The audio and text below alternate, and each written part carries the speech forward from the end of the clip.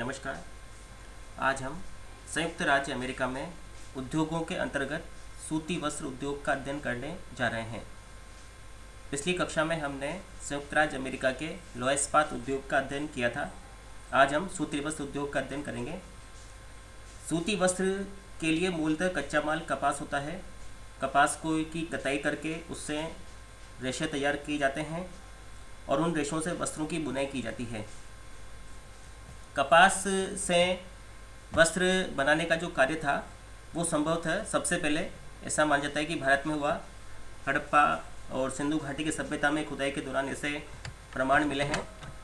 कई शताब्दियों तक वस्त्र हाथ से ही बुने जाते रहे। प्रारंभ में हाथ करघे के द्वारा ये बुने जाते रहे, किंतु औद्योगिक क्रांति के दौरान कुछ मशीनीकरण हुआ और कई प्रकार के मशीनीकृत करघे और शक्ति चालित करघों का आविष्कार ब्रिटेन में हुआ, जिनमें हारग्रीव्स द्वारा स्पिनिंग जेनी, क्रॉम्पटन के द्वारा म्यूल, कार्टराइट तथा शक्ति चालित करघे आदि का आविष्कार हुआ।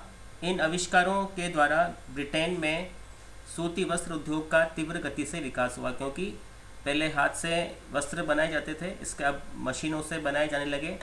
फलस्वरूप समय कम लगने लगा और अच्छी कोटि के वस्त्र बनाए जाने लगे। ये भी हम जानते हैं कि भारत से जो कपास था उसका आयात करके ब्रिटेन ले जा करके उसके वस्त्र बनाए जाते थे और वहाँ से महंगे दामों पर वापस भारत को बेचे जाते थे। तो उससे भी भारत का जो हाथ करघा उद्योग था, सूती वस्त्र उद्योग का, वो धीरे धीरे नष्ट होने लगा था।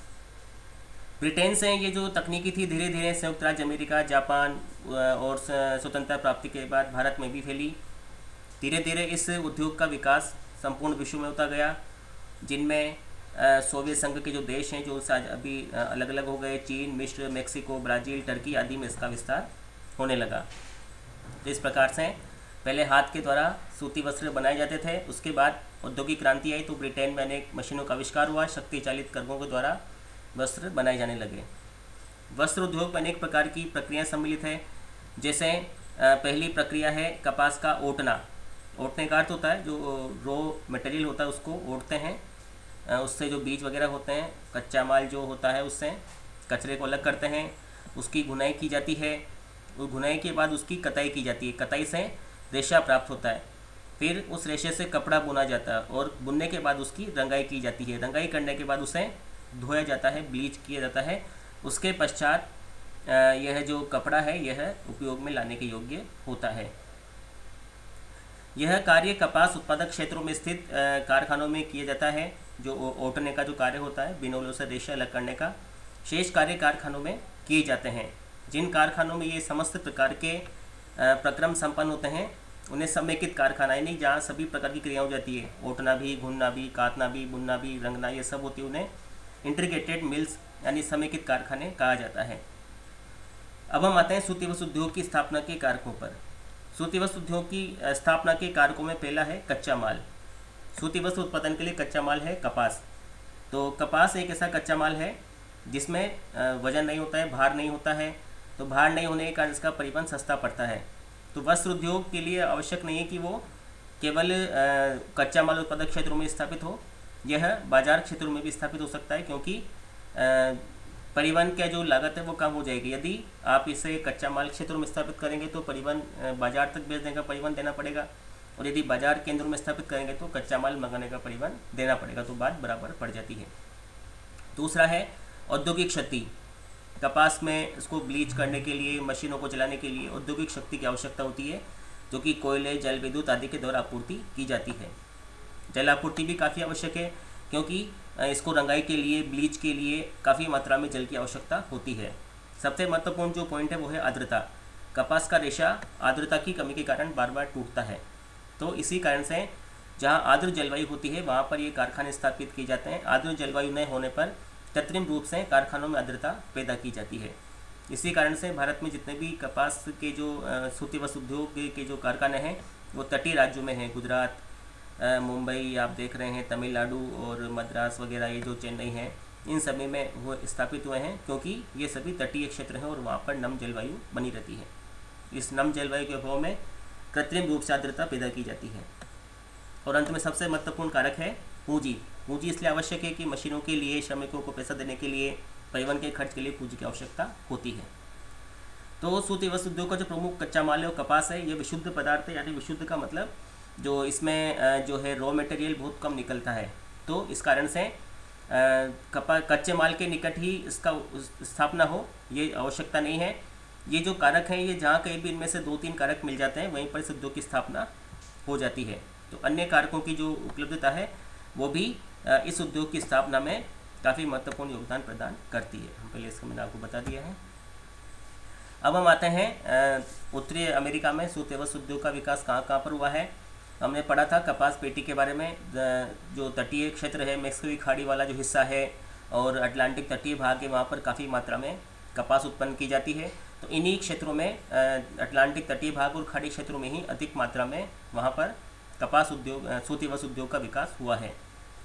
संयुक्त राज्य अमेरिका में 3 क्षेत्रों में इसका अधिक विकास हुआ है। पहला है न्यू इंग्लैंड राज्य, दूसरा है मध्य अटलांटिक तटीय क्षेत्र और तीसरा है दक्षिणी अपलेशन प्रदेश। तो ये जो तीनों क्षेत्र हैं ये अटलांटिक तट के सहारे ही स्थित हैं। ये देख रहे हैं आप, ये देखिए, ये पूर्वी तट पर अटलांटिक तट के सहारे समस्त जो इसके क्षेत्र हैं कपास सूती वस्त्र उद्योग के, उन सभी का विकास अटलांटिक तट के सहारे ही हुआ है। क्योंकि एक तो यहाँ कपास उत्पादित की जाती है, दूसरा कपास के साथ साथ यहाँ पर परिवहन की सुविधा उपलब्ध है, परिवहन के साथ साथ यहाँ पर जो नम जलवायु है कारखानों के लिए वो भी यहाँ उपलब्ध हो जाती है। जिस प्रकार से इन 3 क्षेत्रों में इसका विकास हुआ है। सबसे पहले हम पढ़ते हैं न्यू इंग्लैंड राज्य। यह जो न्यू इंग्लैंड जो राज्य है वहाँ पर इसका जो केंद्र वो स्थापित है। प्रथम सूती वस्त्र का कारखाना रोड द्वीप में पोर्टुगेट नामक स्थान पर 1790 ईस्वी में स्थापित किया गया था। तो न्यू इंग्लैंड राज्य में तो प्रथम कारखाना स्थापित हुआ वो रोड द्वीप में पोर्टुगेट नामक स्थान पर स्थापित किया गया था। यहाँ पर जो आवश्यक सुविधाएं हैं वो कौन कौन सी हैं? उनकी प्रेरक जलवायु है, जलवायु अच्छी है, तटीय जलवायु है, पूंजी है, श्रम है, शक्ति है और परिवहन के साधन हैं, घरेलू बाजार भी है क्योंकि अधिकांश जनसंख्या पूर्वी अटलांटिक तटीय भाग पर ही पाई जाती है। परिणामतः इस क्षेत्र में अनेक तेजी से कारखाने स्थापित हुए। जो प्रमुख केंद्र बने नगर वो थे Providence, Woonsocket, New Bedford, Fall River, Taunton, Beverly, Lowell, Holyoke, Manchester आदि प्रमुख केंद्र थे जो यहाँ पर स्थापित हुए। बोस्टन इस क्षेत्र का सबसे महत्वपूर्ण है, काफ़ी महत्वपूर्ण है, इसको आप याद रखें। जो बोस्टन है वो न्यू इंग्लैंड राज्य क्षेत्र का महत्वपूर्ण उत्पादक केंद्र है। बोस्टन काफ़ी कई बार पूछा जाता है। 1920 तक इसका वर्चस्व कायम रहा। इसके बाद इस उद्योग के क्षेत्र में पतन प्रारंभ हो गया। उसके प्रमुख कारण रहे, पहला तो था कि सघन आबादी से भूमि का अभाव और भूमि महंगी हो गई, क्योंकि जो ये क्षेत्र था ये सघन आबादी वाला है, तो यहाँ पर रिहायशी क्षेत्रों की मांग अधिक रही, तो कारखानों के लिए भूमि नहीं मिल पाई। दूसरा, जो मशीनें थी वो घिसी पिटी पुरानी हो गई। संकीर्ण मानसिकता के प्रबंधन के कारण जड़पन आ गया उद्योगों में। बढ़ते हुए नगरीकरण से श्रम महंगा हो गया, करों में वृद्धि हो गई और जनसंख्या का जो उत्तर पूर्व से मध्य एशिया की ओर स्थानांतरण हुआ श्रमिकों का, जिसके कारण भी, और अन्य उद्योगों पर बल देना, तो अन्य उद्योगों पर यहाँ पर बल दिया जाने लगा। इसकी वजह यहाँ पर सूती वस्त्र उद्योग के बजाय यहाँ पर जो लोहा इस्पात उद्योग था उनका धीरे धीरे विकास, मशीनरी का जो विकास था वो होने लगा, क्योंकि तटीय राज्य था, तो तटीय राज्य होने के कारण अन्य उद्योगों का विकास होने लगा। इस कारण से धीरे धीरे न्यू इंग्लैंड राज्य सूती वस्त्र उत्पादन में पिछड़ गया। तो इसके बारे में इंपॉर्टेंट ये है कि सबसे पहले जो कारखाना था ये स्थापित किया गया रोड द्वीप में पोर्टुगेट नामक स्थान पर 1790 में। यहाँ सभी जो आवश्यक दशाएँ वो पाई जाती है। Providence, Woonsocket, New Bedford, Fall River, Taunton, Beverly, Lowell, Holyoke और मानचेस्टर प्रमुख केंद्र हैं। सबसे प्रमुख जो केंद्र है वो बोस्टन है और धीरे धीरे इसका जो है यहाँ पर उत्पादन कम होता गया। वर्तमान में उत्पादन तो होता है लेकिन अधिक नहीं हो पाता है। दूसरा है दोस्तों, यहाँ पर हम देख रहे हैं दूसरा जो केंद्र है वो है मध्य अटलांटिक तटीय प्रदेश। मध्य अटलांटिक तटीय प्रदेश में अटलांटिक तट का जो मध्य क्षेत्र है, न्यू इंग्लैंड तो उत्तरी अटलांटिक तट के उत्तरी भाग में है और दूसरा जो उसके ठीक दक्षिण में मध्य अटलांटिक तटीय क्षेत्र है। यहाँ के जो प्रमुख क्षेत्र हैं उनमें न्यू जर्सी है, फिलाडेल्फिया है, मैरीलैंड है, वर्जीनिया है, न्यूयॉर्क है आदि राज्यों में अनुकूल दशाओं के कारण सूती वस्त्र उद्योग का धीरे धीरे विकास होने लगा। तो जो उद्योग न्यू इंग्लैंड क्षेत्र में लगे थे वो धीरे धीरे मध्य अटलांटिक तटीय राज्यों में स्थापित होने लगे, स्थानांतरित होने लगे, जिनमें न्यू जर्सी था, फिलाडेल्फिया था, मैरीलैंड था, वर्जीनिया था, न्यूयॉर्क आदि थे। यहाँ पर भी समस्त दशाएं विद्यमान थी जो न्यू इंग्लैंड राज्य को थी। और यहाँ का जो प्रमुख केंद्र है दोस्तों वो है फिलाडेल्फिया। न्यू इंग्लैंड राज्य का तो था, कौन सा था? Boston.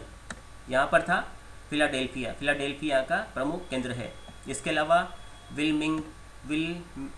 Wilmington, Germantown, Jersey City, Harrisburg, Trenton और बाल्टीमोर अन्य प्रमुख केंद्र हैं। तो दो आप क्वेश्चन से याद रख सकते हैं यहाँ पर। राज्य तो कौन कौन से हैं? New Jersey, Philadelphia, Maryland, Virginia और न्यूयॉर्क। फिलाडेल्फिया और बाल्टीमोर यहाँ के जो केंद्र हैं जहाँ पर उद्योग स्थापित किए गए हैं। यहाँ पर विशेष रूप से होजरी के वस्त्र, मोजे, मफलर, स्वेटर, स्कार्फ, अंडरगारमेंट्स आदि का विशिष्टीकरण मिलता है। सबसे बड़ा जो केंद्र है वो यहाँ पर वो है न्यूयॉर्क। और वर्जीनिया में जो प्रमुख केंद्र विकसित हुए हैं वो हैं रिचमंड, नॉरकोफ, रेले, ग्रीन्सबरो, डेनविले, चार्ल्सटन आदि प्रमुख केंद्र वर्जीनिया में विकसित हुए हैं। तो प्रमुख जो राज्य हैं वो तो हैं new Jersey, Philadelphia, Maryland, Virginia और न्यूयॉर्क। और प्रमुख जो केंद्र है वो यहाँ के मुख्य जो आपको याद रख सकते हैं वो हैं फिलाडेल्फिया है, बाल्टीमोर है, विलमिंटगटन, जर्मनटाउन, जर्सी सिटी, हैरिसबर्ग, ट्रेंटन है, रिचमंड है, नॉरफोक है, रेले है, ग्रीन्सबरो है, डेनविल है, चार्ल्सटन आदि हैं। तो इनमें से 4-5 नाम आप याद रख लें। तो राज्यों के नाम तो आपको याद हैं ही, New Jersey, Philadelphia, Maryland, Virginia और न्यूयॉर्क। और 4-5 नाम इन केंद्रों में से आप याद रख लें। तो ये आपके हो गया मध्य अटलांटिक तटीय प्रदेश। तीसरा है दक्षिणी अपलेशन प्रदेश, यानी ये मैक्सोवी खाड़ी के आसपास अपलेशन प्रदेश के दक्षिणी भाग में स्थित है, ठीक दक्षिण की ओर, दूसरे मध्य अटलांटिक तक के दक्षिण की ओर स्थित है। तो धीरे धीरे उद्योग दक्षिण की ओर स्थापित हो गया, क्योंकि जो कपास अधिकांश कपास क्षेत्र है दक्षिण की ओर ही है, तो खाड़ी तट के साथ मैक्सोवी खाड़ी के सारे ही हैं। यहाँ पर संयुक्त राज्य अमेरिका के 90% जो कारखाने हैं वो स्थापित हैं, जो कि यहाँ की 95% कपास का उपयोग करते हैं। प्रमुख उत्पादक जो क्षेत्र हैं कैरोलिना है, जॉर्जिया है, टेनेसी है, अलाबामा है। और ये राज्य ही कपास के भी प्रमुख उत्पादक हैं। आपने पढ़ा था, मैंने पढ़ा था आपको जब कपास की पेटी के बारे में हमने पढ़ा था। उत्तरी दक्षिण कैरोलिना, जॉर्जिया, टेनेसी, अलाबामा, यहाँ पर कपास का सर्वाधिक विकास उत्पादन किया जाता है। यहाँ की आवश्यक दशाएं हैं वो काफ़ी महत्वपूर्ण है उद्योगों के विकास के लिए। ये प्रदेश कपास पेटी वाला क्षेत्र है, तो कपास पर्याप्त मात्रा में उत्पादित की जाती है। वर्जीनिया तथा केंटुकी से कोयला आता है, अपलेशन प्रदेश से कोयला आता है, और अपलेशन प्रदेश से उतरने वाली नदियों के द्वारा जल शक्ति प्राप्त हो जाती है। जनसंख्या की वजह से बड़ा बाजार भी है, सस्ता श्रम है। और दक्षिण अमेरिका के बाज़ारों से ब्राज़ील जैसे बड़े देश, अर्जेंटीना जैसे जो बड़े देश हैं वो इसके बिल्कुल निकट हैं, तो यहाँ से आसानी से निर्यात भी किया जाता है। सस्ती भूमि है, कम कर है, इस कारण से यहाँ पर उद्योग स्थापित हुए हैं। यहाँ सूती वस्त्र उद्योग 3 भूआकृतियों में केंद्रित हैं। पिडमोंट जो पठारी क्षेत्र है वहाँ पर प्रपात रेखा, अपलेशन की जो प्रपात रेखा है वहाँ उसके सारे कटक तथा घाटी क्षेत्रों में है। मिसिसिपी मिस्र की जो घाटियाँ हैं उन क्षेत्रों में स्थापित हुए हैं। तो यहाँ पर उद्योग स्थापित होने का प्रमुख कारण ये था दक्षिणी भाग में यहाँ पर कपास पर्याप्त मात्रा में उत्पादित की जाती है, कपास पेटी का क्षेत्र, इसलिए यहाँ पर सूती वस्त्र उद्योगों का विकास हुआ है। और जो दक्षिण अमेरिका के जो बड़े देश हैं अधिक जनसंख्या वाले इसके निकट ही हैं। यहाँ के जो प्रमुख उद्योग के केंद्र हैं वो हम यहाँ पर पढ़ लेते हैं कौन कौन से हैं। पहला तो है उत्तरी कैरोलिना में शार्लोट, दक्षिणी कैरोलिना में कोलंबिया, जॉर्जिया में ऑगस्टा और अटलांटा, ये प्रमुख हैं। इसके अलावा प्रपात रेखा के आसपास जो अन्य प्रमुख केंद्र हैं ग्रीन्सबरो है, ग्रीनविले है, स्पार्टनबर्ग है, मेकन है, कोलंबिया है, मोंटगोमरी है आदि हैं। टेनेसी घाटी में नोक्सविले और पारानुमा प्रमुख केंद्र हैं। तो इनमें से जो राज्य तो आपको याद हैं, उत्तरी दक्षिणी कैरोलिना, जॉर्जिया, टेनेसी, अलाबामा, क्योंकि हमने कपास उत्पादक क्षेत्र के बारे में भी हमने पढ़ा था। और जो ये केंद्र हैं प्रमुख वस्त्र उद्योग केंद्र, इनमें से कोई से भी 4-5 नाम आप याद कर लें जो परीक्षा में लिखे जा सकें। और दूसरा जो राज्य है वो है उत्पादक देश है वो है कनाडा। कनाडा में न्यू इंग्लैंड प्रदेश की भांति ही यहाँ पर विकास हुआ था। सबसे पहला जो केंद्र बना वो क्यूबेक प्रांत बना। यहाँ पर प्रचुर मात्रा में सस्ता श्रम, जल विद्युत उपलब्ध थे और उद्योग मुख्यतः क्यूबेक राज्य में स्थापित हैं। किंगस्टन और कार्नवाल अन्य केंद्र हैं। तो कनाडा में सूती वस्त्र का जो विकास हुआ वह एक तो कच्चा माल संयुक्त राज्य अमेरिका में विद्यमान था जहाँ से मंगाया गया, कोयला भी संयुक्त राज्य अमेरिका से आ जाता था, झील क्षेत्रों का जो परिवहन है वो उपलब्ध हो जाता है। तो यहाँ पर इसका विकास हुआ इन कारकों के द्वारा।